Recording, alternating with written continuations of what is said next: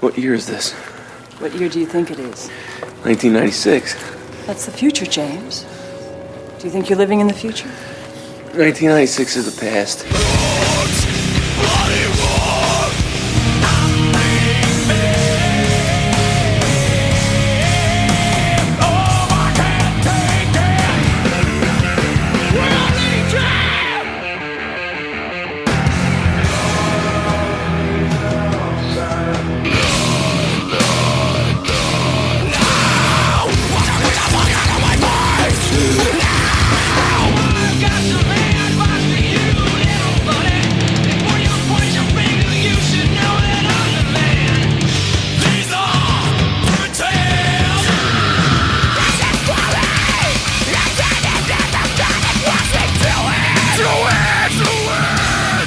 Do it. Well, we should get into some of these. We may as well jump into the tracks. Let's do it. Whoa, the tracks.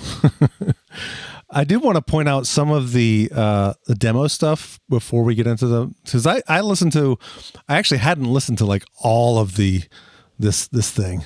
So I listened to the demos and all that, and there's some really cool stuff that they did on the demos that I kind of wish for some of them had stayed on the album. I'll start with, let's see, I think King Nothing had something pretty cool in it. Oh, no, of course, now I don't have it with me. Ain't My Bitch, though, originally started with bass. I didn't know that. This thing here.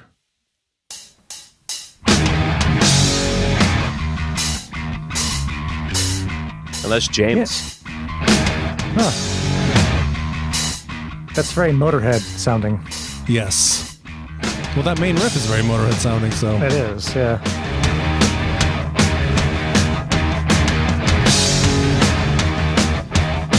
I thought that was kind of cool. That is cool. I like that. I was kind of just listening while I was working. I was like, oh, wait, there's bass there? That's cool. I didn't know they did that. I don't think it would have worked on the album, but I liked hearing it.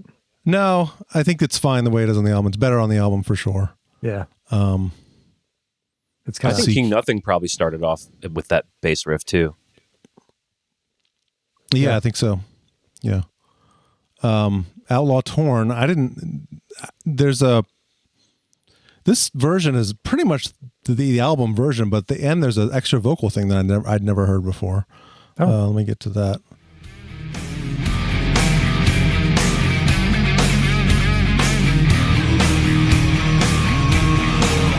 Oh. Outlaw of Torn. Yeah. Actually, it does sound like he's saying that there. It does.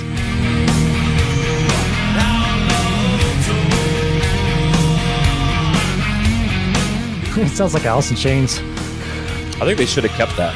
I like it. I like that too, yeah. It kind of makes that extended ending have a purpose.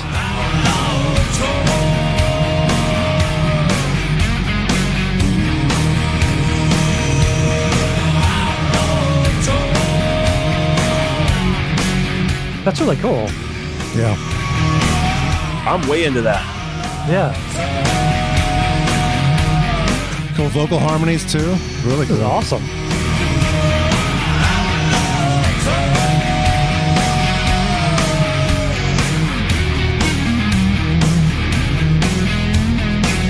That should have stayed. I actually haven't heard that. That was awesome. Yeah. I'm gonna rip that and put that in my own private version. Yeah, I agree. Yeah. Yeah. That's And the fucking cool. recording sounds like the original recording. Everything else Yeah. sounds pretty much identical. So you could really throw that onto some playlist and you wouldn't even know the difference, really. I agree with Keith. I think the ending of that song is too long. And like, I don't even know if you know this, Keith, but they actually had to edit down that song for it to fit on the CD. And when they put out the longer version of it, they were like, here's what everyone's been waiting for, the longer version that they didn't have to edit for the CD thing. Yeah. And I could do a part where I'm like, dude, we need to wrap this up, boys. Yeah. It does go on. I mean, I love me some Floyd. Give me a 20-minute song here and there. I'm totally Same. down with it, but not this one. Well, adding those vocals. That's helped. amazing. I've never heard that. That helped tremendously. Oh, really? I loved it. I really Yeah. loved it. Yeah. Yeah. Yeah. Yeah. It just That was made a it. surprise to me too. I literally just push play on the full box set and just let it go one day at work and let the whole thing play. And it Eric, came up what with is that? What is that track called on the box set? That is, let's see, it's just called Best version of Outlaw Torn. No, it says You're really gonna Outlaw- love it, Mix. Oh, you know what? This is hilarious. It says the Outlaw Torn, Outlaw of Torn vocal tag alternative Oh mix. my god! I swear to God, Wow. Damn straight. I'm eating my own words right now. I was Well- over here going, it's not Outlaw of Torn. What the fuck are they talking about? And now look at that. That was fantastic. Yeah, so it's Outlaw of Torn vocal tag alternate mix. Very Alice So- in Chains. It is very Alice in Chains. That might be one of the biggest things I've heard in the demos that was like different and an improvement. Yeah, Mm-hmm. Yeah. that was great. It was And it was pretty interesting hearing the evolution of Until It Sleeps because they really got it like right at the beginning all the way through, and I'd never really heard that before. Have you guys checked out the what do they call it? The overload, the stuff that's on the website that they didn't put in the box set. some of it. Yeah, There's a lot of cool stuff in there too. yeah. Yeah. I listened to You're- your episode about that one. That was cool. really good. Yeah, that was really good. The fact that that, was that great. song was super long before, wasn't it? Wasn't it like Yes. extremely long? And they're like, "Ugh." Well, because it was one of those things that they don't do much where they just had to just find it by jamming. yeah, it's really cool. I will say that the largest drumming on Load blows away his drumming on the Black Album. Yeah. He I got like it more. Yeah, he got super creative on Load, and it doesn't really come up much. People don't really bring it up that much, but there's way more hi hat than like little hi hat hits and like opening. Well, and he brought the ride back too. He was there's a ride cymbal which he hadn't done since what, Ride the Lightning. Lightning. Yeah. Wait. But there was some on Puppets. Sorry, there was a ride on. That's hard to say. There was a ride cymbal on Puppets. It's in Disposable Heroes. He plays a ride. But right, there's Say no he ride never cymbal. used a ride symbol in any of. Not The on Black Album, Justice. There's no ride on the Black Album. There's no ride symbol on Justice. And there's no ride cymbal after a certain point in the 90s too, where he started Yeah. doing like a China, Yeah, Yeah. China, Yeah, that's China right. became the ride. Yeah, Yes. which is super weird. which is a real weird move. Very weird. I mean, I get why he did it because you can be super sloppy on a ride or on China and get away with it. There's no need to be precise because it's just Right. a wall of noise from China. So you could just be like, fuck it. Doesn't Isn't there matter. famously also slap bass on Cure? Is there? I didn't There's know that. There's that little breakdown part where it's like, Oh yeah. Yeah. I remember it See said if I it in the can find it. tab book when I was a kid. It was like slap bass, like notated. I was like, oh wow, really? Well, a lot of those tab books when we were kids are Yeah. not very accurate. maybe it just sounds like slap bass. We'll get that to this chorus. Yeah. Oh, it's a little Slap with the bass, dude. Slap with the bass, man.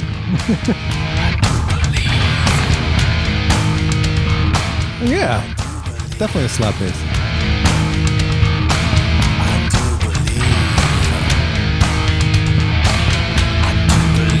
This is their Parliament funk era. Yeah. Yeah, right. I mean, with Robert in the band now, he can do any fucking style that exists. Oh yeah. They Does should he play do? this.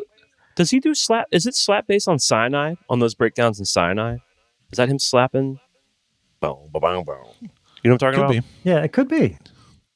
Yeah. I feel like Robert. I mean, Keith, you play bass. Who Yeah. you guys? Who else plays bass? Me and Joe, or the guy who isn't here, are the two bassists. Do you not feel like Robert is extremely underutilized Yes, as a bass player in that band? absolutely. I mean, just watching him, and of course, these guys hate Infectious Grooves, but hearing him just completely be there was no one was stopping him during that phase. Like, he was allowed to fucking do whatever the hell he wanted, and listening to that, I just fell in love with him so much. I mean, that's one for me. When he joined this band, I'm like, how the hell is that guy, who is to me one of the most talented that's in the business, or at least in the genre of the last 20, 30 years now, how the fuck does that guy fit into Metallica? And of course, Well, he was in Ozzy before that, so. I mean, well, exactly. He's played with other people, but that's the one thing. Like, he knows how to fit. That guy is a great musician, and he just, he wasn't going to just walk in there and start pulling some infectious grooves shit. That wasn't going to happen, and he knew that before it even came up. But still, it was. That's the thing. Like, I barely have listened to, even after he joined, like any of those albums. So I've now listened to the Yellow album, 72 Seasons. Yeah. Yeah. What else did we do? I don't think we've done anything else, but we haven't done Death Magnetic. We haven't done Hardwired. So Hardwired. Yeah. But one way or another, I think he was pretty well utilized on Death Magnetic. I mean, he had some writing credits with Cyanide, and he has a writing credit on every song. Yeah. Really? Okay. But Nice. I think that was just them trying to put some money in his pocket. Yeah, probably. Yeah. I think that was like a symbolic gesture. You know what I mean? Yeah. Yeah. Yeah. But I mean, he's super talented, and he had definitely had some influence on. I love that clip of James hearing him playing the flamenco guitar type stuff, and James was like, "What the fuck is that?" All Nightmare Long, yeah, yeah, that's great.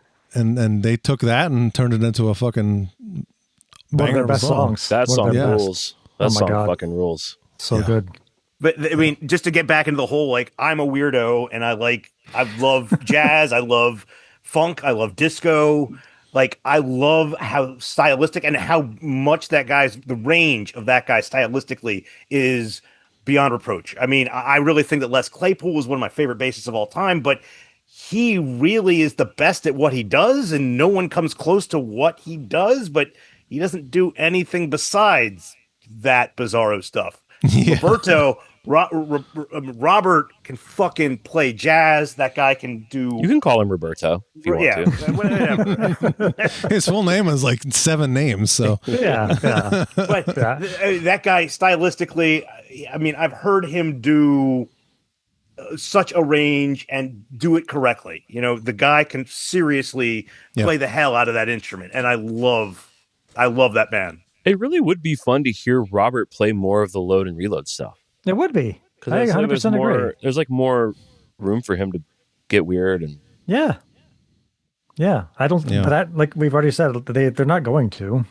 I wonder even what his interest level would be. He's very chill, very cool, very agreeable. I've never really heard him talk about. Well, I've definitely never heard him talk about this material. I did hear from a friend once who he was at a meet and greet that he did, and he had a stack of shit for Robert to sign that was like era appropriate, but one of the things in it was S&M, the first one that Robert did not play on, and Robert like declined to sign it, but out of like respect. He wasn't being shitty about it, but just he passed over it, which I thought was interesting. Yeah. Huh. Yeah. I wonder, like, if you said to Robert, what do you think about Poor Twisted Me?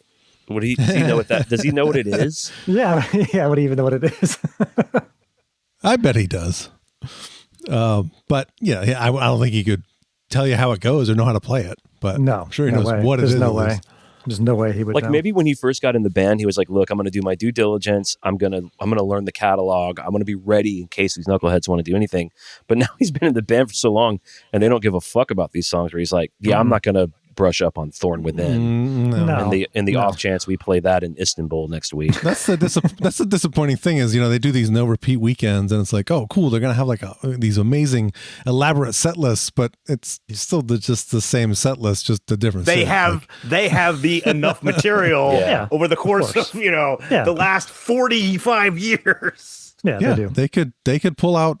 I mean, gosh, there's got to be over 100 songs they could pull from. So, like.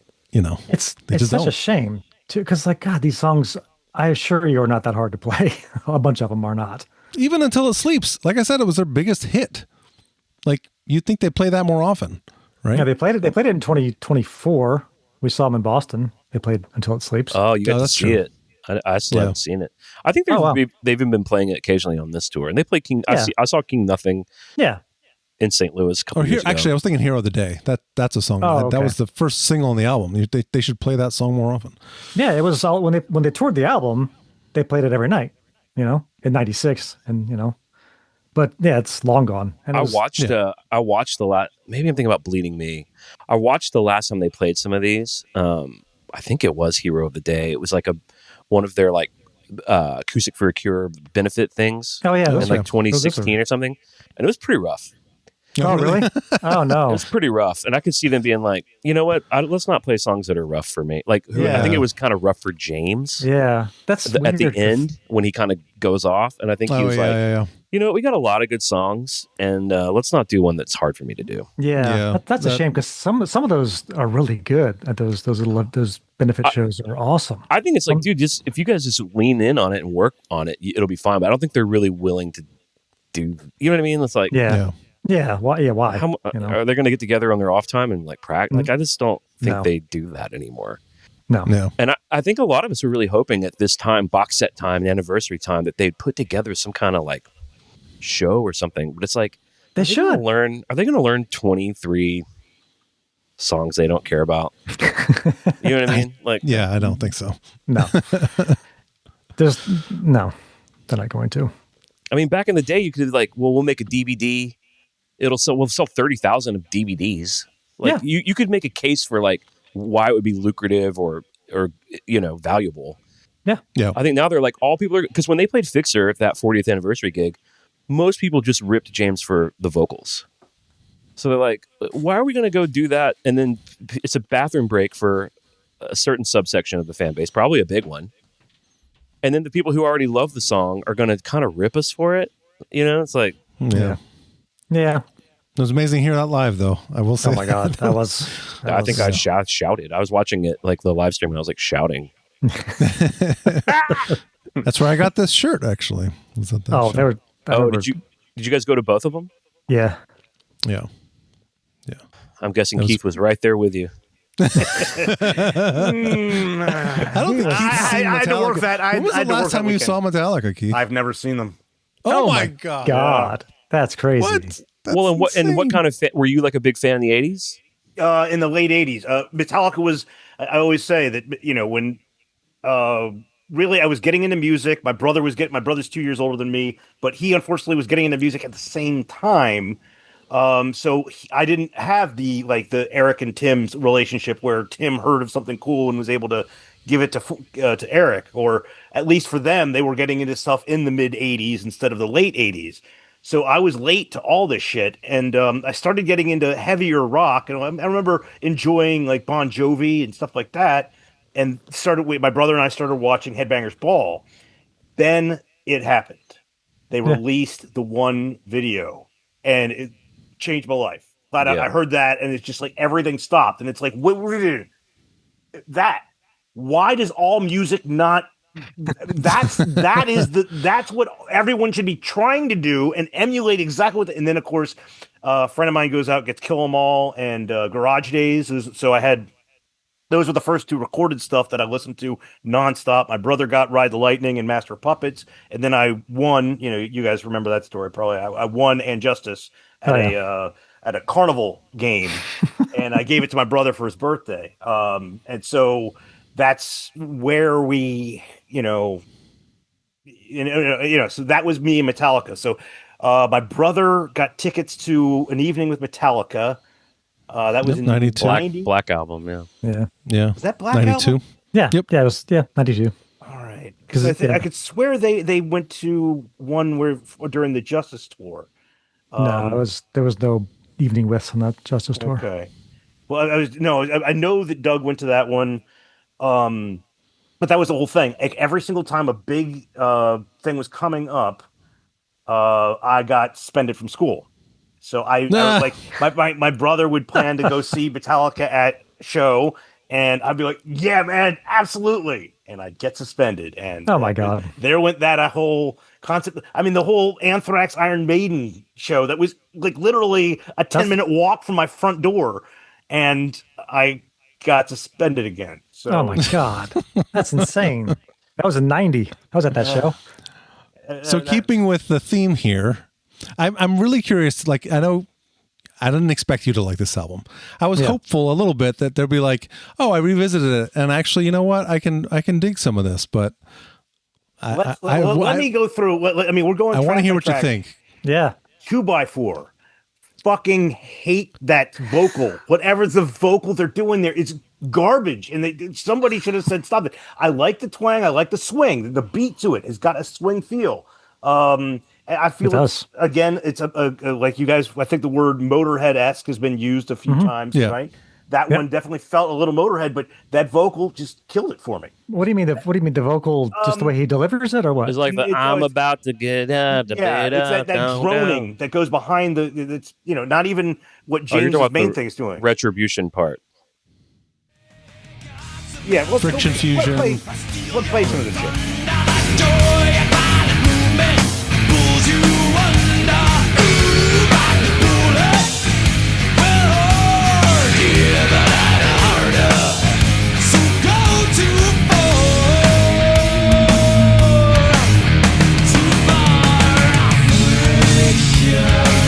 That. Okay. I love that. Alice in Yeah. Chains. Yeah. No, Yeah, it is very awesome change.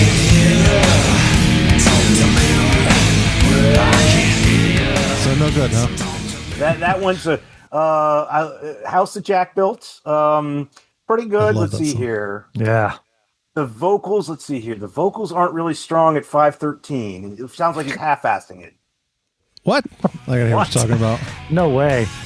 Oh, well, actually, this brings up. Go ahead and play that.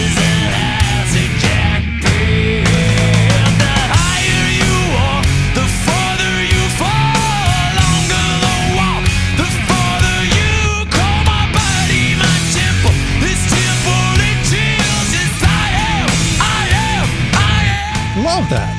Oh, it's so good. So wait, this is the remaster, right? Is that what we're listening to? Okay, Yeah. that's one huge thing because you were like, make sure you listen to the remaster. And there's not a goddamn time in my life that I've ever listened to the remaster and been able to hear any fucking difference. But I did it, and Well. then as soon as I was just like, man, he sounds like he's half-assing it there. I went back and listened to the original, and it sounds fine. Weird. So I That part gives me chills. I love it so much. I have the original. that- I can play that that. vocal- yeah, line. if you play the original, and let's see if you guys can tell me what I'm missing. I've always loved it, so I don't know.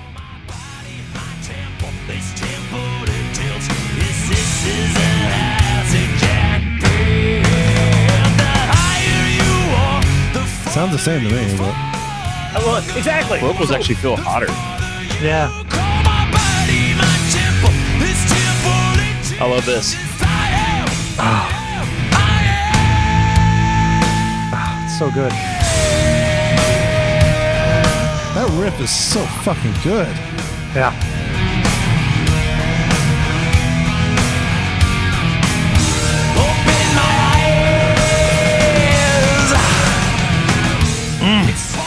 So good. Yeah, I love all the lyric callbacks. Yeah.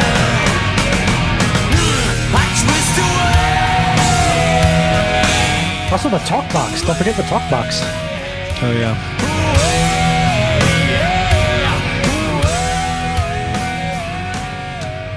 It is funny. I think the original, that was the original mix. I think that is a lot hotter than the because It is. I just ripped this from this CD actually, and it's when you listen to them side by side, the remaster is a little quieter. But I think when it comes to the '90s, especially albums that have like been known to be sonically great sounding albums, I'm pretty dubious about remasters. I never replace them in my iTunes or anything, and I still rock CDs too. I'm rocking CDs mostly these days. yeah, So did you listen to the obviously you listened to the remaster of this one. Did it bother you at all? Or did I it- mean, that's the whole thing. Like, I listened to the original first, then I listened to the remaster, and I mean, the only note that I have about the differences in this song, but I would definitely say I felt that the original sounds better. Yeah. Interesting. I really, I would say I could hear it more I disagree. in the vocal. But yeah, I think that's just- so. Maybe it does sound better. I think what I like about the remaster is there's little elements that you hear a little better that you didn't hear on the original. That's what I like too. Yeah. I like hearing these little Like I think the that's what's bongos fun and if- until it do you sleeps. have any Yeah. any time like Yeah, You've got a until it fingerprint, let's go sleeps. ahead. We're on that song anyway, so I yeah, don't remember. and that's one thing about this one. I like the old school goth feel to this because it definitely sounds. You know, you guys were saying Soundgarden, I think, but I would have gone early '80s. You know, more of a Ministry feel.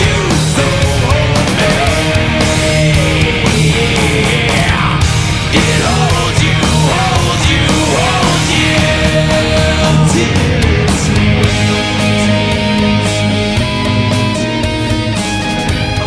That's just like the second half of the solo, right? Yeah, it's in the right channel also. It's right channel only.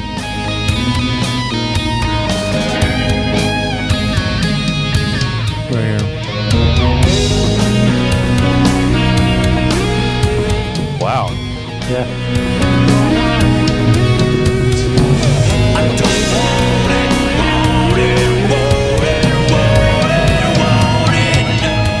Yeah. I've never heard that also- before. Really? Yeah. Never heard the bongos in there before. I wouldn't have noticed that unless you guys had pointed out. I would have just thought it was more Tom, you know? This is why this is why I have tinnitus. I hear too much shit. There's a part in the second verse where he says, "Don't want your grip." Yeah. And it's a lot. The grip is a lot louder, which is funny. Let me see if I can find that. I think it's left channel only on that one. And I think also one of the working titles was Grip and Greed. This song had like 6 working titles. Don't want your grip. Don't want your greed. Yeah. There's a double. There's a double under it. Yeah, and Yeah. it's the left Yeah, it's channel on- only. Don't want your That's grip. it's really weird. It is. Don't want your grip. Don't want your greed. And it's almost like he's just talking at like grip. Yeah. Will grip. you play that same section in the non remastered version, like the OG? It's two, I think it's 211. I think is what that Because is. there shouldn't be new mixes.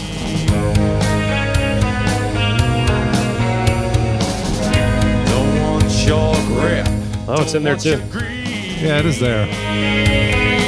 I do want to hear the bongo thing too. Let me see if I can find that again. I've always noticed it, so I know it's in there.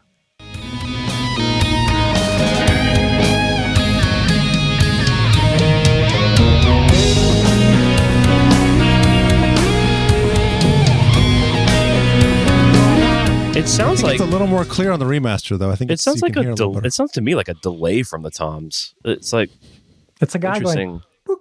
Yeah, there's definitely. I mean, there's a percussionist credited on the album, so Yeah, there's definitely it's some some- percussion going on. I mean, I know I- there's shakers throughout this album too. So There's shakers there's- all over the place. yeah, I don't know if Lars may have done the shakers, but those don't think seem he- too difficult. He can manage a shaker, I think. Yeah, Wow. but yeah, Interesting. I mean, yeah. Those are the kinds of things I noticed with the remaster, just a little more clearer, like the bongos and the grip, and the shakers and that kind of stuff. So I think that is what's fun about it. If you really have spent a lot of time with the album, like anything that'll pull your ear a little bit, it's like fun. You know? Yeah. yeah, I Any way to noticed the hear end of King Nothing, the harmonized vocals seemed a little bit higher in the remix at the end. I think it's the end. Let me see. Let me play some of that. We haven't talked about the song yet, so it's a good opportunity. Totally Sandman Part 2. Satisfied? No. You don't like it? No good? No notes on that one, Keith? No good? Those are my 2 notes. Huh? Satisfied? No. Are you satisfied? No. Okay. I mean, let's face it, that one in Hero of the Day for me got a lot of play at the college party. You know, I was living with Marshall, avid guitar player. You know, we were just sitting there studying for whatever class. He'd just be sitting there playing guitar. He's a music major. So, and his, like, eventually they became a band together. But the guy down the hall, Jim, also would sit there and just play guitar. And after this album came out, I don't remember them playing these tracks, but I remember them singing these. I mean, the would be Bitch, said. Can I guess the percentage of females at these parties? Can I just take a guess? and I'm gonna be generous. All right, I'm gonna be generous. 0%.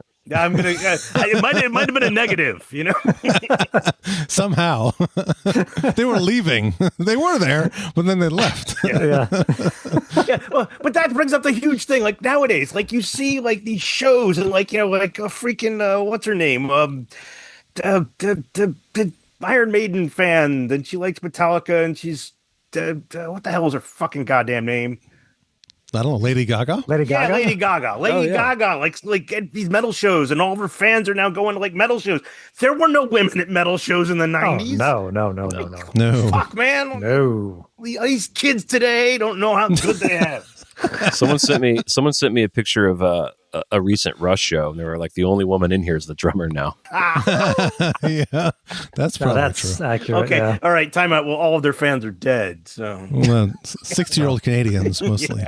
Yeah. Let's see. Well, I mean, we're not hero of the day. Yeah, We can That's- skip that one. We've all. Yeah, but it's a great song, and it has a properly heavy ending. It's got it does double bass. kick. yeah, it's got double bass. Yep. Play some of Also, that. I've And- always really liked the solo. I like the lyric too. Yeah, There you go. and that the bass sounds great.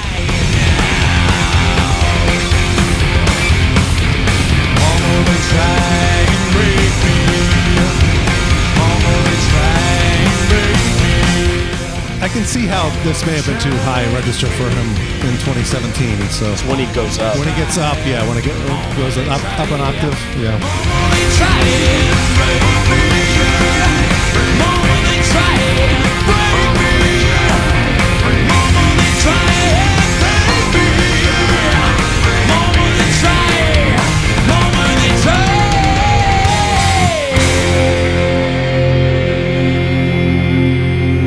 One thing we haven't really talked about, which is pretty evident in that song, is Kirk writing. It has like rhythm writing credits on this album for the first time ever. Like this is the first album where Kirk actually had rhythm writing credits. Like he Well, was always isn't- just the solo guy. Where do you Isn't see he- it? Where do you see it broken down that way? Well, I don't know if it's. I don't know if it's. So I should rephrase. I guess it's not credited as rhythm guitar player, but like it's listed that he wrote little rhythm pieces. Like maybe they aren't the main riff, but they're like little elements here and there that are, adding to the main riff. Like the end of that song right there. I like think the he little- wrote that. Yeah, I think he wrote that bridge riff. Isn't he? Yeah. Isn't he right channel and James's left channel on this album? Yes. The entire yeah, album? that's Yeah, pretty Yeah. sure. Yeah, Pretty sure. I don't know if it's Okay. every song, but I think I think for the if you majority hear- of it. Yeah. And I do love that, the channel separation on this album. It's Oh, I love it. I really Again, wish something they that- would do that again. I know, I love that. I know. I wish they would. Yeah, because there's room for it, and really, the last three albums could have had more of it. Yeah. Like you could have had, like Dream No More could have had shakers. So if you guys want to see that performance I'm talking about, whatever, some other time or whatever, I don't know if you have the ability to play it now. If you look Probably. it up, but Yeah. it's the first time they'd played it since 1999. This is from 2016, October 22nd, at the whatever they were. It was a bridge. Is this a bridge school benefit? But it's October 22nd, 2016. So the first time they played it in 17 years, and it's Oh, the wow. last time they played it. So that was 10 years ago. Wow. Yeah, I've got it. Someone there is dying. Peoples of those flames, don't you feel your names? Can't you hear your babies crying? But now the dreams and waking screams that ever last the night. So build the wall behind it, crawl and hide until it's light. Can't you hear your babies crying now? Mama, they try and break me. Mama, they try and break me. Mama, they try and break me. Mama, they try. Mama, they try. Mama, they try and break me. Mama, they try and Oh, yeah. Yeah. Mama, they try and break me. Mama, they try. Actually, it wasn't as bad as I remembered. A couple little cracks there. That is tough though. Those are some pretty high notes. I imagine they don't do Poor Twisted Me then. No. They haven't hey, done that since. Honestly, I ironically, I don't know if that's the right use of that word. They only really did it acoustic at those Bridge School benefit gigs in '97. They never played it like full band, full amps, Yeah. Oh, wow. and those are kind of Yeah. rough too. Oh no. Well, you're a drummer, Tim. Yeah. It's just they just can't find. They started that, and it's Yeah. they tried to put. If you play the song, Eric, from the record, There's this cool like delay on the guitar. They try to do that on the acoustic live. Oh yeah. And you can hear that they just can't lock into the. It's a groove that's being established with the delay. You're sort of playing off that, Yeah. and they just can't do it. Huh. They never learned how. That's weird. I think this is sick. Oh yeah, I love it. It's kind of ZZ Top-ish. Yeah, it's like some of my favorite Metallica guitar tones. What did he say there? Good question. Spotify claims he says "bathe your soul again," and I'm like, he doesn't say "bathe your soul." No, he says that in again. the song, but he doesn't say it there. He said something. He goes, "Brr, brr, brr, brr." But I don't know I don't know what he said though. I don't know. Let's hear it again. Maybe he did. Maybe he did. Kind of did sound like it. Bathe your dog. How y'all doing? Dog burn. Bathe your dog. Bathe your dog. He's sending messages to his neighbor. Bathe your goddamn dog again. He does say "bathe your soul again" in the song, so maybe he does say "bathe your soul again" there. Maybe he did. Could be. I don't know. I actually did not know that was even in the I would imagine if you were to ask him, you'd get the same fucking reaction as to the Outlaw Torn. Yeah, you would. Let me like, I don't- let me send the signal deep inside and see if anything pings back. And it won't. There's no lighthouse. No. Yeah, it's this part. The storm. Now you're bearing cold.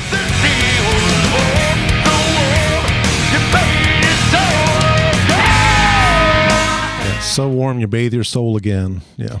See, we were saying earlier that these are like definitely like album cut tunes, but Yeah. sometimes when I hear it in the right time, I'm like, this is fucking rips as hard as anything else.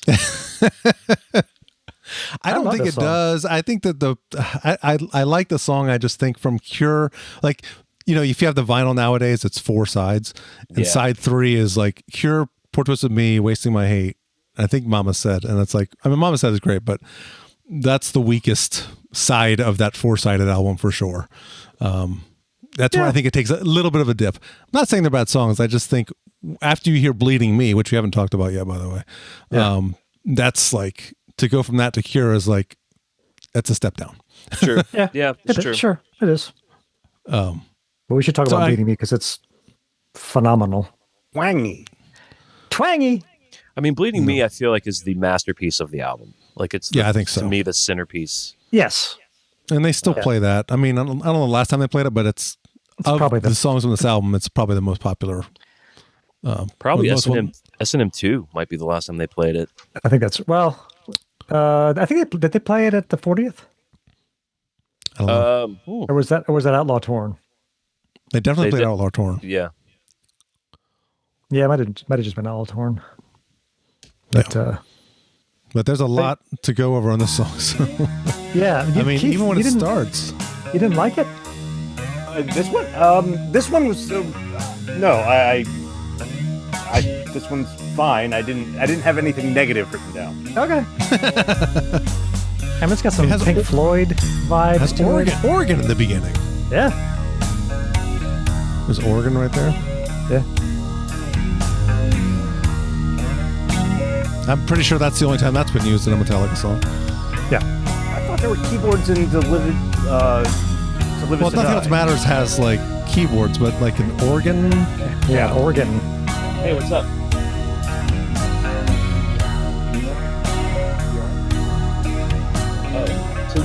Yeah, I'll do it. All right, babe.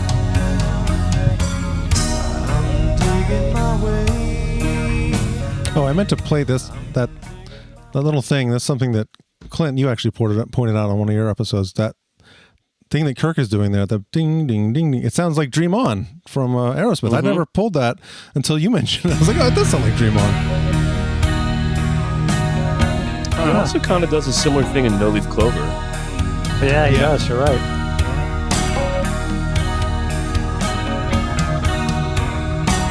I mean, Aerosmith's a huge influence for James. So Yeah, big time. Yeah. I mean, I can't just play the whole song, but No. there's I'm more trying to percussion. imagine. I'm trying to imagine, and not in a critical way, Keith, but I am trying to imagine hearing it and being like, "It's fine." It's hard. It is hard Yeah. for me to empathize with that. Like, Yeah, the song is amazing. I guess to someone that's not as familiar with the material, it can feel maybe like long and plodding. Was that what it was?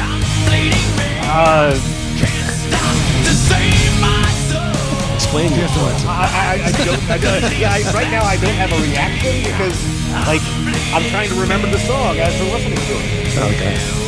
But yeah, like I remember hearing this one back in the day. I mean, to me, it's a fine song, but it's not. My underwear is still dry.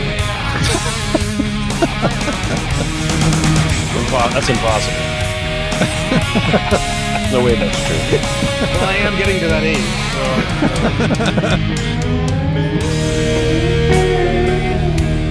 There's more percussion here coming up in a second. Yeah. I love this solo. Oh, it's so good. You hear the bongos again, though? Yep. I do love the solo, too. It's great. Slide guitar, which, again, not used on a Metallica album previously. Yeah, it's on Until It Sleeps also, right? And Ain't My Bitch? Ain't My Bitch, yep. Not Until It Sleeps, Ain't My Bitch. Yeah.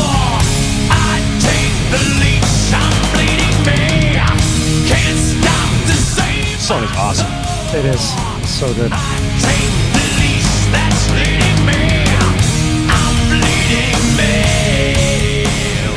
The last chorus was so whoa. I love that.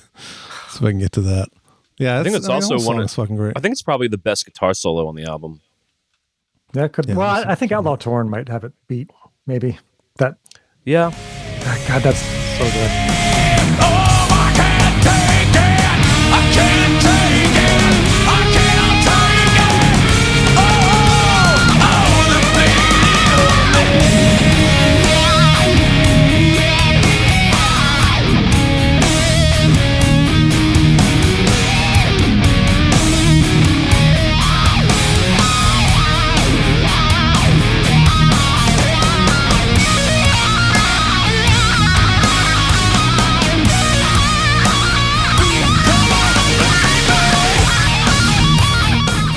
Spotify says he says, "Come on, baby," there. No, he did not say, "Come on, baby." What does he say? Yeah, Please word me. for word. No. Come on, baby, come back to my pad. Oh, wait. She's only 17. Nah, there was a good hi-hat fill there. Oh, sorry. Which he's not known to do. No.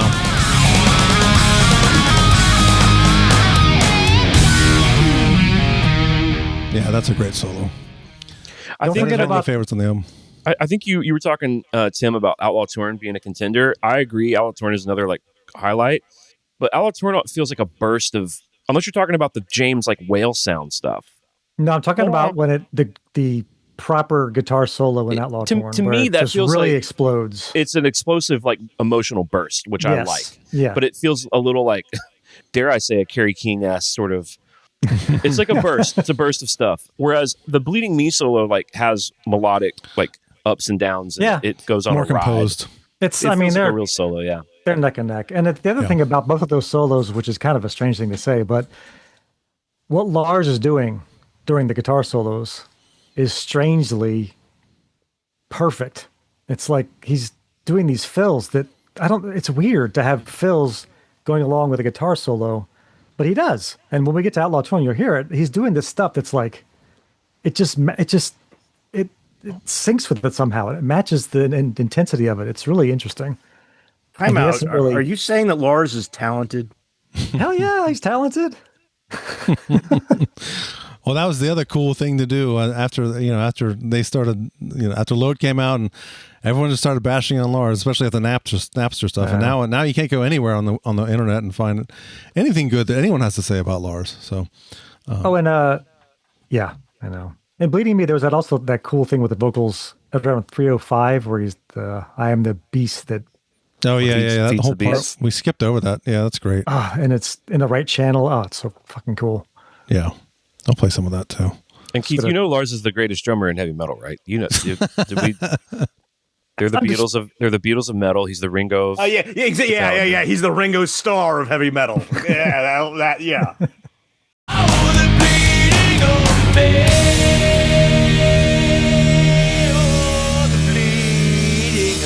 This riff. Oh my god.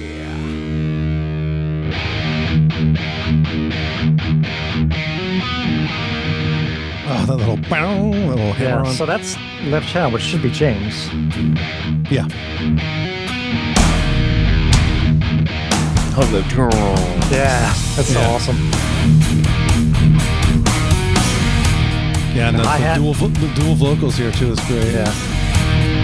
Hear the hi-hat? Yeah. He's going. Yep.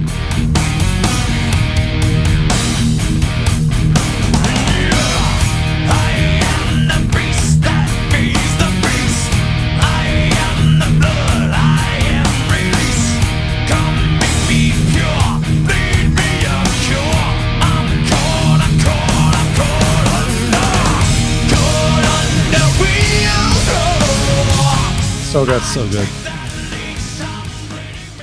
And Vocally- worth noting that Woodstock 99 performance is like Yeah. almost yeah. as good or if not better than the record. I think S&M is as good as if not better than the album. That's fantastic. Is this possibly the best James has sounded vocally on an album? Yeah.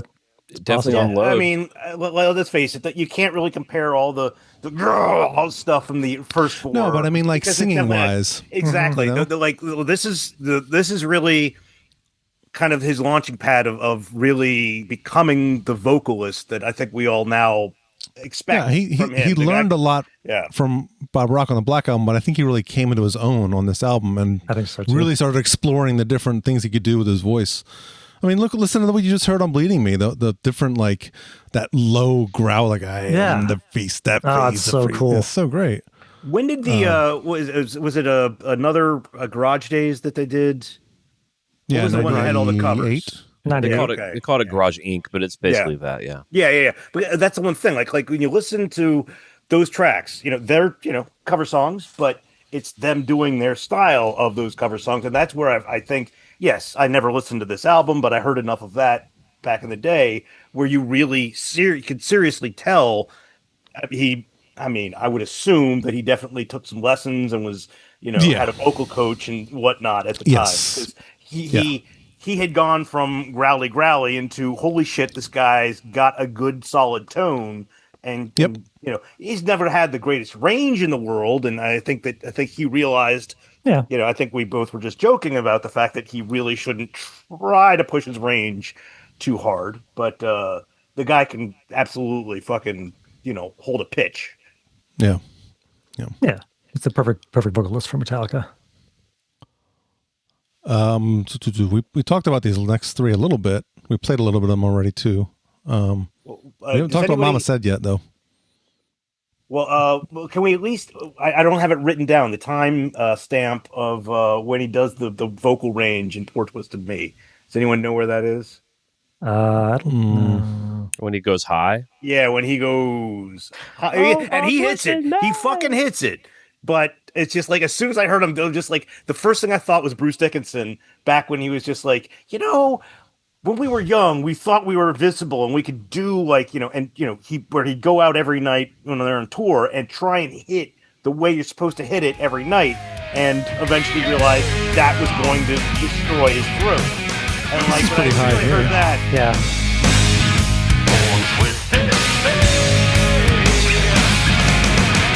Not there, but I think you might mean earlier when he does that same high note, but not going into a solo. I think maybe end of chorus 1. okay.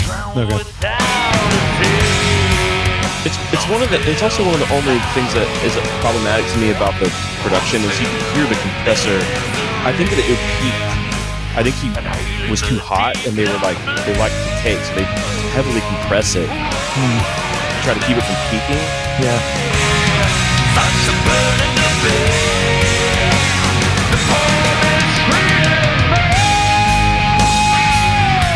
You hear that compressor hit it? Yeah. Well, the whole song is a little distorted anyway, right? Yeah, there's a little bit of distortion on the vocals.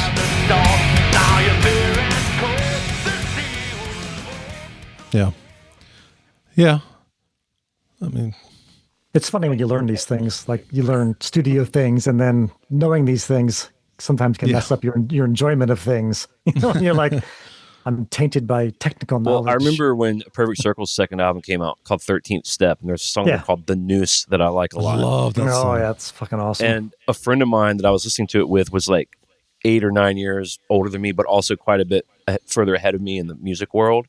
He was already producing major label albums. And he was like, I was playing and we were sitting. This is back when you would like play a friend a song and you would just sit in the car and listen to it. Yeah. Wouldn't talk. I wanted him to hear it and he wanted to listen to it.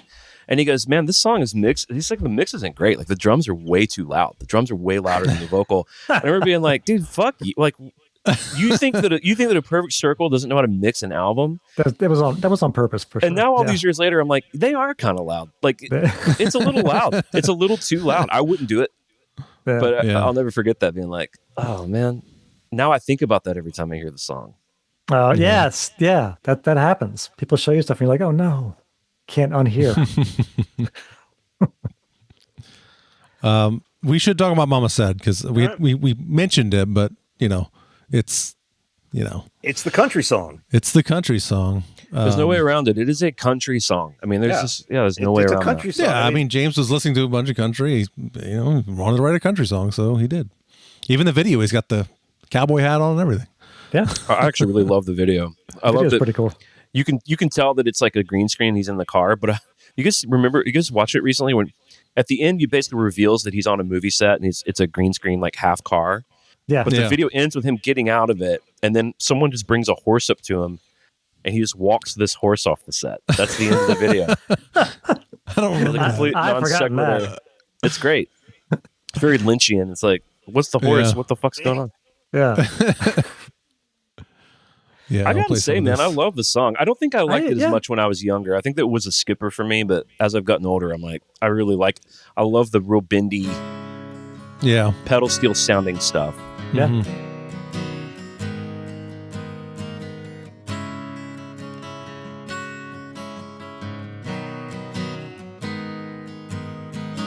Mama, she has taught me well, told me when I was young, son, I want to get to the chorus and the "Let My Heart Go" at the end is really good. Oh my God, it's so good. Yeah. flame burns quickest. That's what I heard her say. Son's heart sold to mother, but I must find my way. This is a good example of the pedal steel here. Let my heart go. Let your sun grow. Mama, let my heart go. Or let this heart be still. Let my heart go. Mama, let my heart go. You never let my heart go. So let this heart be still.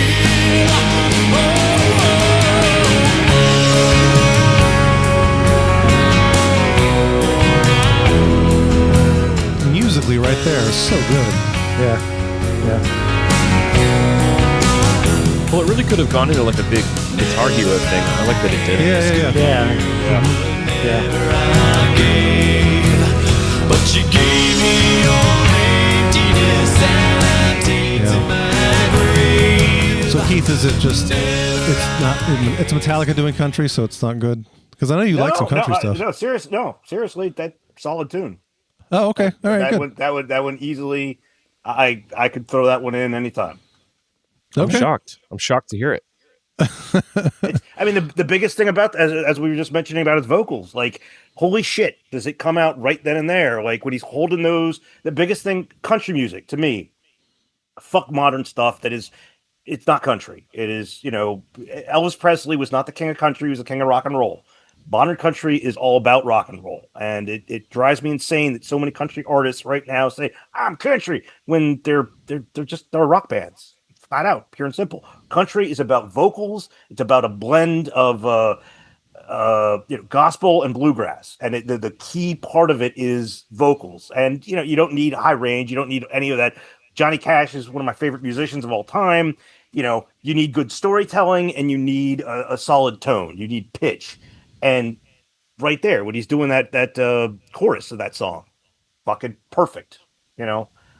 He hits exactly what you need to do, and you can feel the emotion of it. That's I mean, like, that is a very personal song, so there's no kind of storytelling aspect of that from the the bluegrass end of things. But one way or another, that is a country. I mean, let's face it, the drummer's doing too much, because drummers should just sit there. I mean, with true country, I think he did a pretty good job. I think he was okay. A lot of tom work. But, It's good. I think it's fine. I like it. Like, real country is one guy with a goddamn guitar. There is no fucking drum set on the goddamn stage. Yeah. I see your point on that. Yeah. So it's Metallica, though. Exactly, and he's not doing a double bass, No. double toms or anything like that. He's doing what he should do. Thankfully, he's not going. Yeah, they even toned down the sound of the bass drum's been toned down to a more of a muted. It's not the slap; it's more of a thump. I did not notice that, but fantastic. Yeah, if you listen to it, it's the bass drum is far less slappy. It's just more of a kind of a thumping. Yeah, which is what you want. Yeah, it fits the song better. Yeah. I mean, this is me today. Let's face it. My opinions have changed a lot since 1996. Yeah. So I probably would have laughed at this at the time, and I'm sure I laughed at Marshall. Oh yeah, you like country, even though I had, I didn't have that big of a country collection back then, but still, yeah. You listen to the Thunder Rolls and maybe shed a tear or two. throw me in some old Garth Brooks and all. The video came on VH1. You probably weren't turning the channel. Yeah.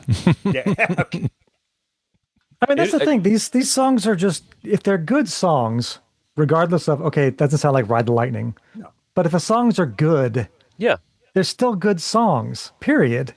If you take away it has to be this, it's got to be the Ride the Lightning Metallica, or it sucks. It's like, well, just open your mind a little bit and just listen to the music, listen to the songs, and just take that piece away and go, look, is this a good song or not? Period.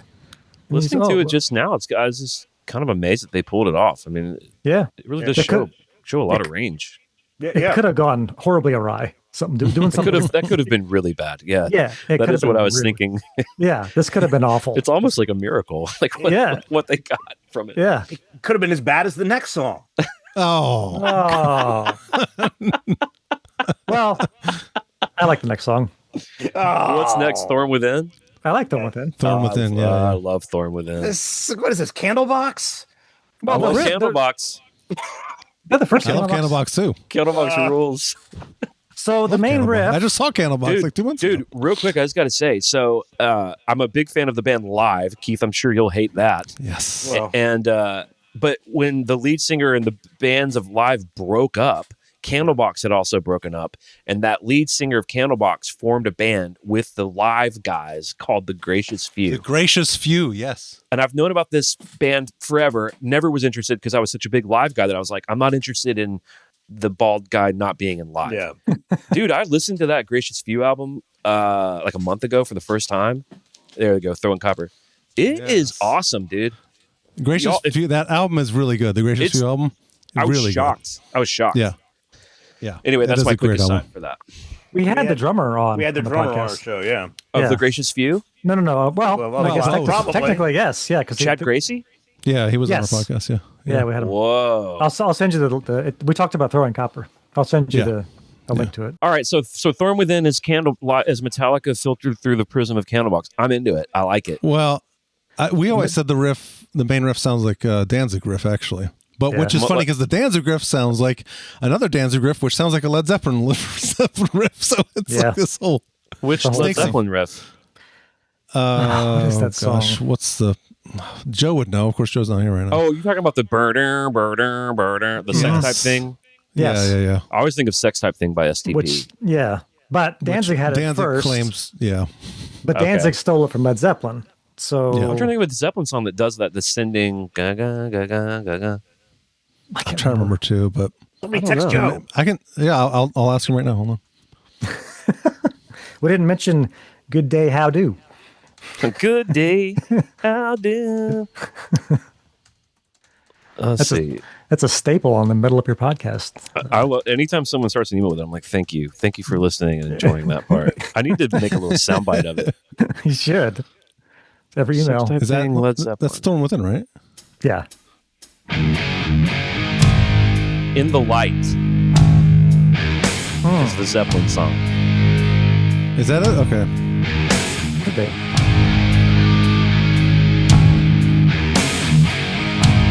I like this stuff.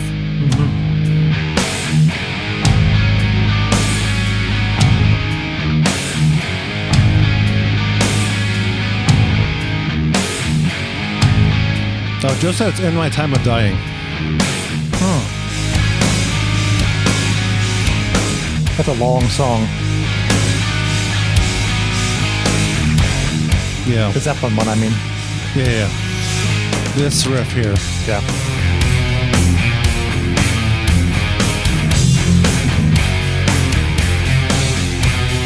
I'll see if I can find the Zeppelin.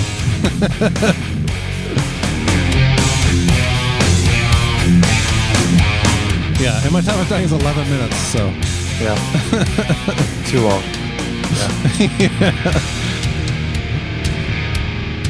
Let me see if Or I can. hi-hat. Yeah. Well, you can play the Snakes of Christ thing. Yeah, I can play that too. That's easy.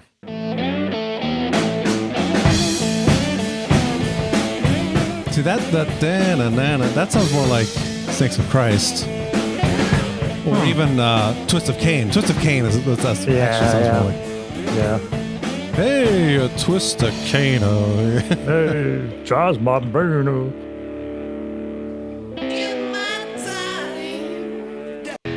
So this is Snakes of Christ. It's Oh shit.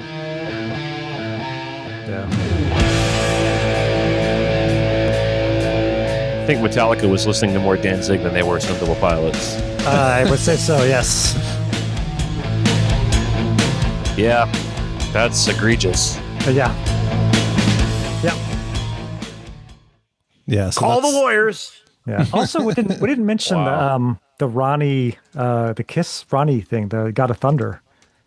Is that little turnaround? Remember that? Remember that turnaround in the beginning of God of Thunder? Dun, dun, dun, dun, dun, dun, dun, dun, dun, dun, dun, dun, dun. Then it goes dun, dun, dun, dun, dun, and it's very similar to that intro riff to Ronnie. So God of Thunder, is that a? It's a Kiss. That's a Kiss song. Kiss song on Destroyer.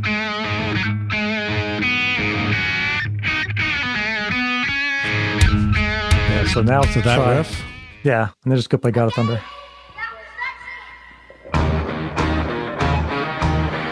Oh, I know what you mean. The bendy. Gotcha. Yeah. That's interesting. Okay. It's it's negligible, but it is there. I never thought of James as a big Kiss fan, but maybe, I don't know. I think they're all. I'm sure they Yeah. all love the early 70s. They're all into Kiss. The 70s stuff, yeah. There's a couple of moments in Kill 'Em All that to me sound like they were listening to a lot of Kiss Alive. I'd believe it. I mean, there's, it's funny the stuff that's on Kill 'Em All where you're like, Sweet Home Alabama, what? Yeah.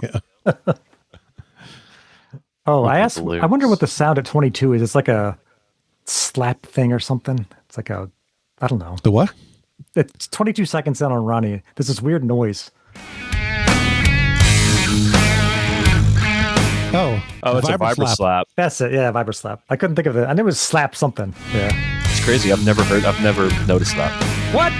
I swear I've never noticed it. This is why you don't have tinnitus.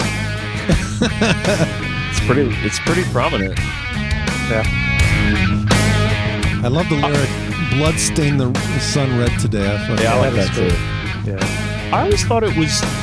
Is the timing of when Lars starts coming to that kick weird to y'all? It's weird. It's very weird. Okay. It's totally backwards. It's like he doesn't Totally know. backwards.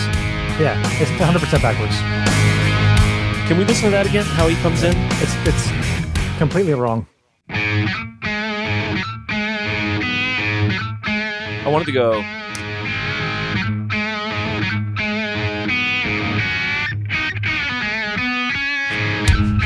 Yeah.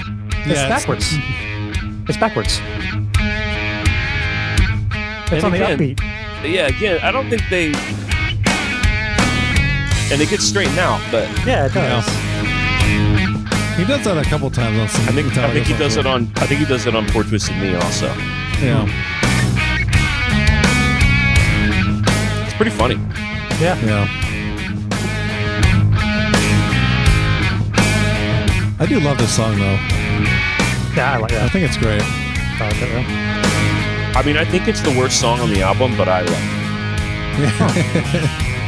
it. It definitely stands out as like a sore thumb, kind of.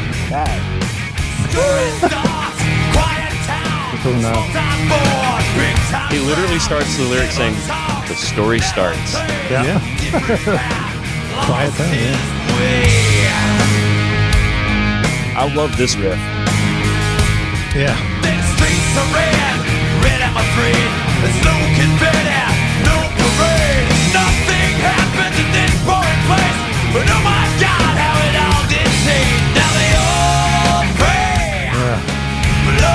Great.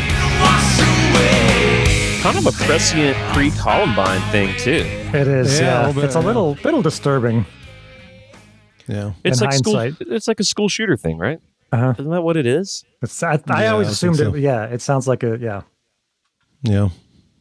It's like Kind of like a it's- Jeremy type. Yeah, except Jeremy. Yeah, right. Except Jeremy shoots the kids instead of shooting himself. Yeah. Yeah. Well, doesn't he shoot himself too? Or- Yeah, Oh yeah. At least in the video he did. yeah. Well, I mean, in the song Jeremy, he doesn't shoot the kids, does he? He just shoots himself. He just shoots himself in front of the class. Yeah, that's all. it That's is. right. Yeah. Yeah. Yeah, yeah. I'm saying this is the opposite. This is him shooting the kids, and Oh, okay. I think gotcha, this is gotcha. like a full-on killing spree. yeah. Yeah. Ronnie Long kills everybody. It's actually Yeah. pretty eerie. Like, I'm kind of reading through the lyrics, not thinking about it. It's like this is pretty creepy. It is creepy. Yeah, it is. It's and yeah. That's kind of what I like about it. It's such a happy sounding song. Yeah. It But is. the Yeah. lyrics are so fucking dark. They're super fucked up. Like it's all twangy. He's got the Telecaster going, like that, very almost country again sounding Yeah. twang. But the lyrics are fucking dark. They're super dark. I mean, maybe the darkest lyrics on here. You would say so, yes. Yeah. They're pretty fucked up. But I mean, if I had to rank them, this would be towards the bottom. It'd be down at the bottom with maybe Cure and Poor Twisted I think Knee. I was gonna say Cure. I think is my least favorite. Yeah, Cure's probably. I'd probably listen to Cure less than Ronnie. Yeah. Yeah. Yeah. Yeah. So, All right. well, then we're at the last song, which is The Outlaw of Torn. Outlaw of Torn. That's right. Between this and Bleeding Me, it's a toss up of my favorite on the album, but True. Yeah. Yep. 100%. both are so good. Keith, what did you think? I mean, seriously, this song, I was just like, all right, and I was digging it. Oh, you said it was too And it long, never right? fucking ended. And it just, yeah, exactly. Yeah. It's just like, I'm like, all right, guys, I got it. But now we have this Yay. other version we can listen to with these vocals that give it purpose. Yeah, at there the you go. end. Yeah. What is the Outlaw of Torn mix is just the same mix we know and love, but with that stuff at the end? I think so. Yeah. That's what it sounds like to that's- me. That's awesome. Yeah, I Yeah. mean, I'm going to fire that up tonight. Yeah. It's Yeah. awesome. Yeah. That's forever going to be well- the version. That's it. Yeah. That's it. Yeah, it's great. I think Keith, the extended ending there is. We haven't really talked about this, but they were listening. Well, James was listening to a lot of Caius, and Caius was a pretty, jam band, stoner rock band that had some pretty extensive songs, like instrumentals that were a little too long. Yeah. So I think that was a big influence on this song. That I ending agree with riff that. it's a major Caius riff. That last riff, it's like, Oh, yeah. you could hear that on a Caius album. So I think that was a big. I do have a thing. funny story about on my podcast. Someone in the comments on Instagram or YouTube was like, there was something that went viral recently where like the Metallica guys like gave the opening band a cake or something and came to their dressing room to say thanks for being on the tour, and it was Knocked Loose. Knocked Loose, yeah. And someone in my comments, and so everyone in the comments is like, wow, what great guys Metallica are. What a cool thing. And someone commented and said, well, they weren't that cool to Caius. And I'd never heard that before. So I wrote back like, what happened with Caius? Yeah. And someone goes, oh, well, they only let him play for 40 minutes and they wouldn't let him use their soundboard. And you guys will appreciate this because you guys are musicians. And I wrote, well, that's actually kind of normal. 40 minutes is kind of normal for an opening that's slot. standard. Yeah. And usually on a big show, you bring your own sound. Openers bring their own audio. And the person, just the know-it-all dummies on the internet, the person wrote, they wrote, no, I think they just like all. I'm like, I'm a professional. I'm not telling you my opinion about this. I'm telling you how it works. But they go, no, I think they didn't let him use their soundboard because Caius plays so loud it would have fried their soundboard. Oh my! And I'm like, why am I even why am I even doing this? Because it's the internet. Exactly It's the fucking internet. Because that's how that works. That's exactly how it works. Is Caius plays loud. Yeah, That's right. It blows up stuff. It plays so loud. And is Caius is the Josh Homme band? Yeah.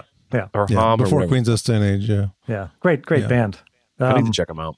They don't Yeah. play loud. They just have. I can attest to the fact that their guitars are do tuned play so loud. low. They do play loud, yeah. But it's, like, it's gonna fry the soundboard. But remember we saw them opening for Danzig, and it was like so heavy. It was like shaking the ceiling. The fucking, yeah.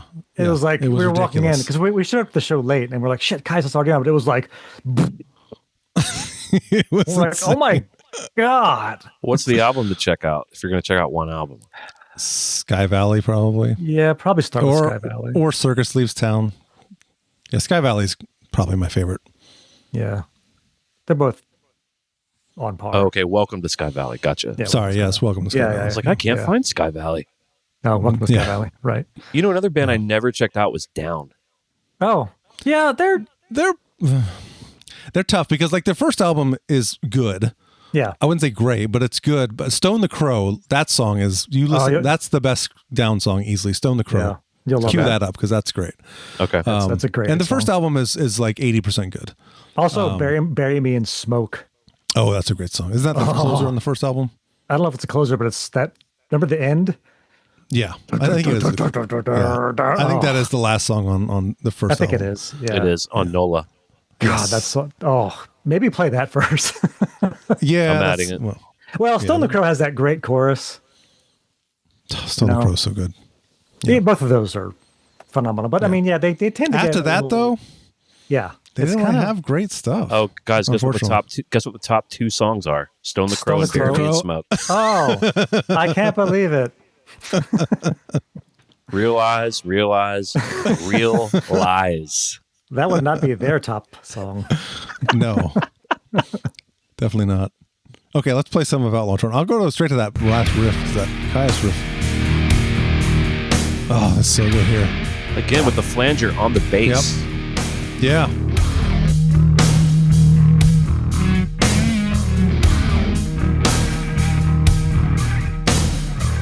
Now, this little meditative solo from James is nice. It is. Yeah. Left channel.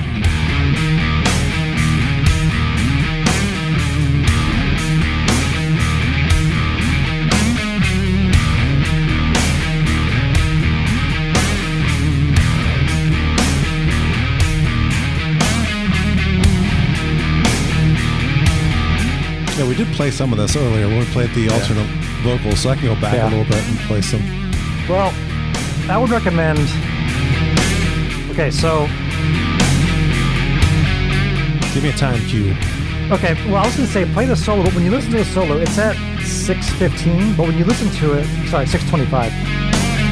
Listen to it, but listen to it with the drums, and listen to what Lars is doing, sort of It's just something about it that works so well. And I'll just shut up and let it play.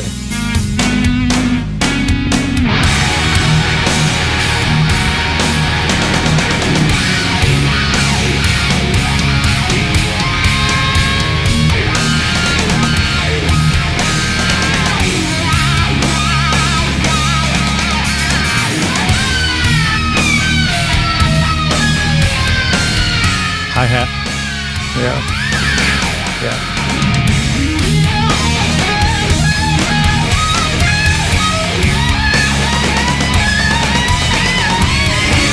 Yes. Fucking perfect. I do love that wah stuff that Kirk does there. That's God so good. damn.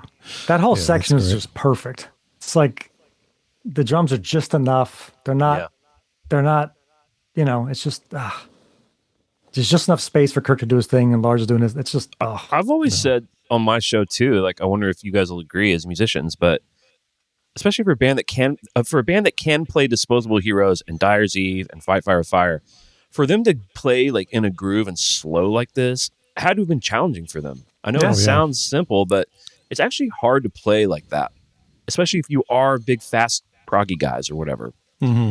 So I always appreciate like when they get in those grooves. yeah, They were just like definitely. primed for that at that point. for sure. Yeah. Yeah. I think, absolutely. I think part of it too was specifically Lars. I think he knew in terms of, so his style of playing is not what you'd consider, I guess, technically, I don't know. He plays very like stiff in a way and very physically.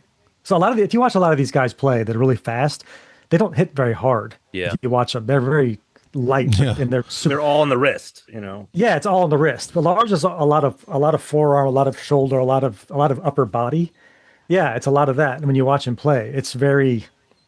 So I think he kind of knew, like, well, with my style of playing, I need to get more into these pockets and these grooves to have some longevity here, because I can't keep doing battery and demjank and this kind of stuff and thrive and survive. It's just not going to be possible for me to be at like 60 years old doing thrash. But they don't entirely. even play those songs though.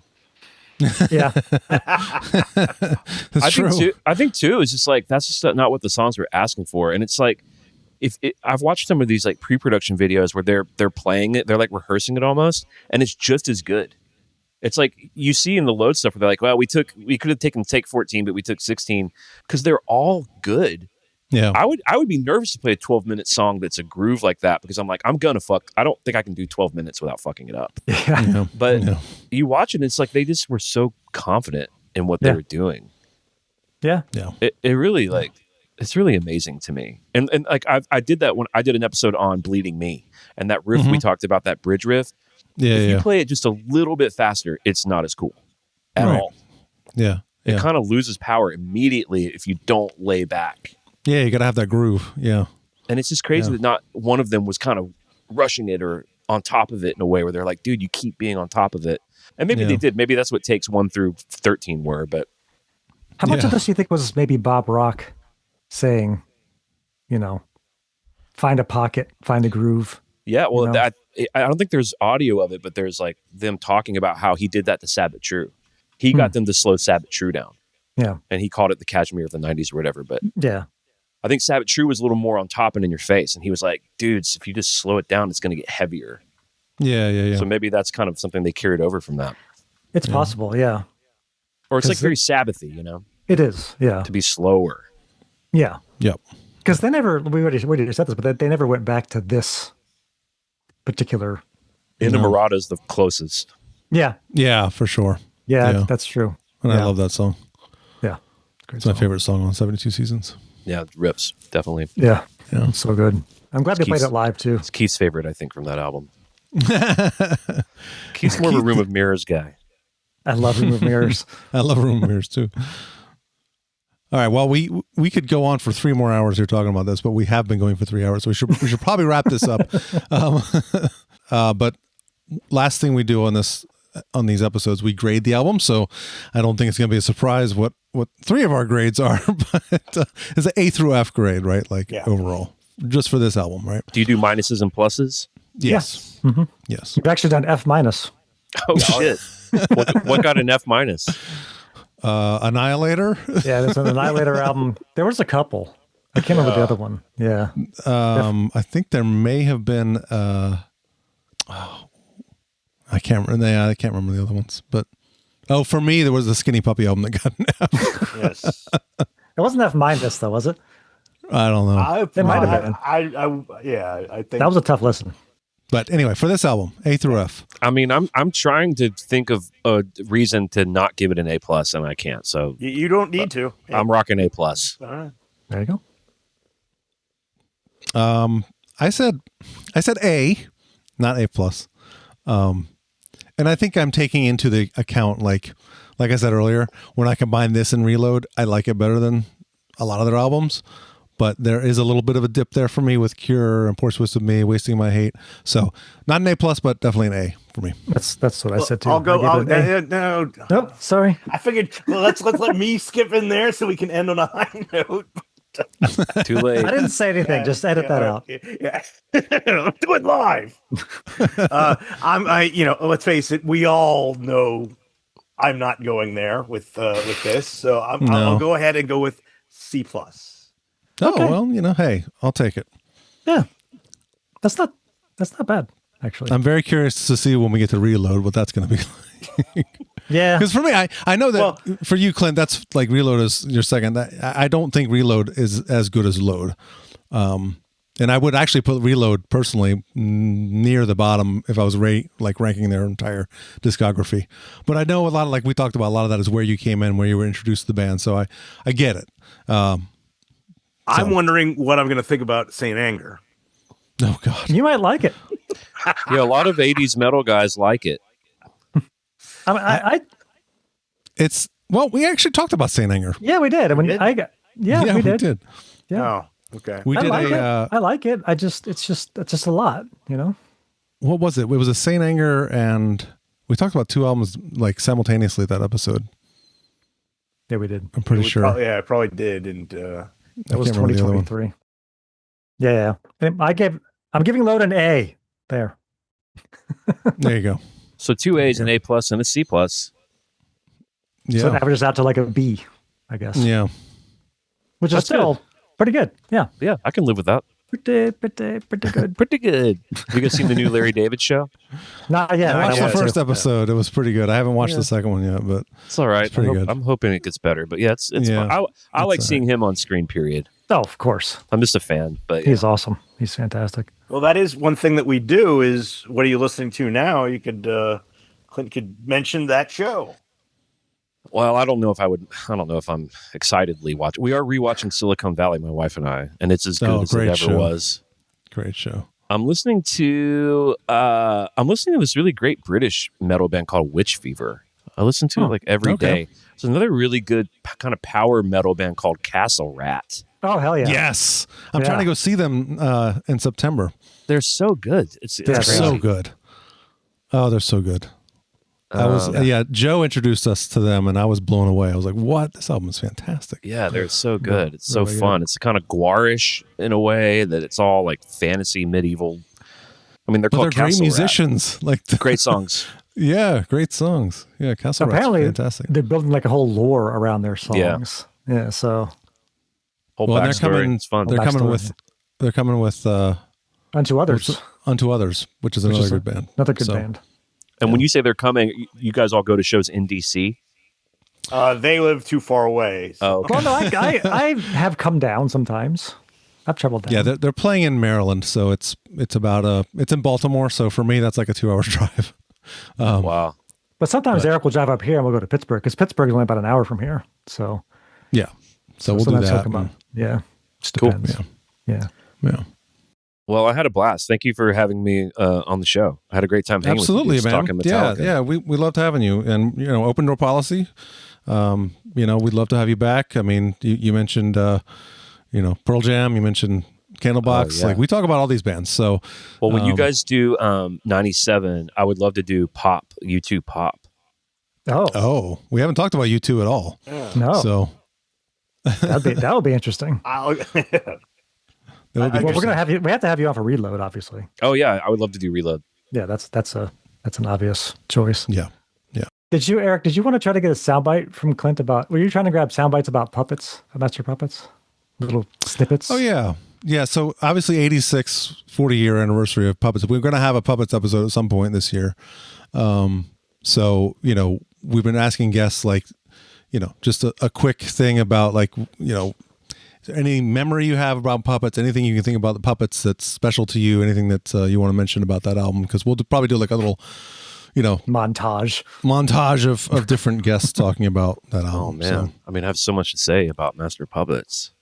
Yeah. yeah. My memory of it is that when I was a kid, I couldn't really afford to buy a lot of records. So my best friend and I at the time that were getting into Metallica after we saw Enter Sandman, is he bought Puppets and I bought Ride the Lightning, and we would just trade off for a few weeks. So what that did in an interesting way was he was the Puppets guy and I was the Lightning guy. And that has like stuck my whole life. Huh. I still think Ride the Lightning's a better record, but it took me a long time to like open up to it, because I would compare it. I'd be like, well, I think Fight Fire is better than Battery. I think that Fade to Black's better than Sanitarium. Like I was doing that game. Yeah. Yeah. I was like, I think Cthulhu's better than Live As to Die, or not to Live As to Die, but Orion. I was always Cthulhu over Orion guy. So I don't know if this is going to be a great soundbite, but it was doing the podcast that really helped like open me up to like not listening to it that way. You know what I mean? Yeah. Yeah. And one of my favorite deep cuts of their whole catalog is The Thing That Should Not Be. Oh hell yeah. One of my favorite songs by them. I think it's one of the cool. I know it's a lyric lifted from Lovecraft, but it's like Messenger of Fear and Sight, Dark Deception feels like it's such cool lyrics. Yeah. Oh yeah, and it's Awesome. the heaviest song on that album. It's one of their heaviest songs ever. It's awesome. And a song I would have said, this is the last thing I'll say about it. A song I would have said that I really don't like is Sanitarium. But then during the Hardwired era, I got to see them like 6 or 7 times. And every time they play that song, I sang every word of it. And I was like, I think I love this song. Like, I obviously love this song. Yeah. Yeah. That's a So, I mean, best song. So I think it's the greatest metal record of all time. It's in the Library of Congress. It's obviously culturally significant. And I think in terms of like the way it sounds and the songwriting for that time in that genre of music, it does not get better than that. Yeah. Agreed. Yeah. And it's a shame that Cliff died when he did, because I would have loved to see what happened after that. And Kirk actually said this when he was on that metal show. He's like, if Cliff had lived, you would have heard bass on this album. And he pointed to Injustice for All. I know. I saw that. It's brutal. Yeah. So, but no, we appreciate that. Thank you. So, all right, man, we'll let you go. Always great, talking Metallica with anybody. So, open door policy, come on back whenever. Thank you. And we'll think about that U2 episode. Yeah. But there's other stuff too. I mean, obviously you're a great guest, and this was fantastic. Well, thanks, dude. Y'all have a good night. I really appreciate it. Yeah, man. You too. Have a good one. All right, peace. All right. Energy, aggression, power. To sum it up, it's a vulgar display of power. Sometimes I think you drink just a little too much blood. I'm sorry, I'm going to BA. Bloodaholics Anonymous. Cutting it up big time. They are miserable slaves of Satan. Some cunt's recording this.